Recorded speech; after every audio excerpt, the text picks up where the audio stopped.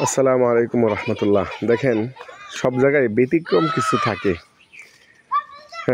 সবাই কিন্তু এক হয় না, আর সমস্ত ছাত্রও কিন্তু লেখাপড়ার প্রতি সমান মনোযোগী হয় না। এখানে বিকালবেলা এই মাদ্রাসার সমস্ত ছাত্ররাই কিন্তু খেলাধুলা করতেছে, কিন্তু ব্যতিক্রম একজন, সে কিন্তু এই মুহূর্তে মাদ্রাসার মধ্যে বসে বসে পড়তেছে। আমি আপনাদেরকে দেখাচ্ছি।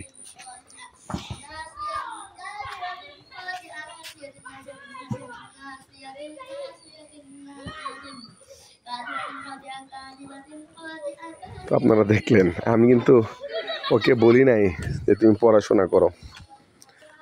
সে নিজ থেকেই কিন্তু বসে বসে পড়তেছে। আসলে পড়াশোনাটা হচ্ছে নিজের কাছে।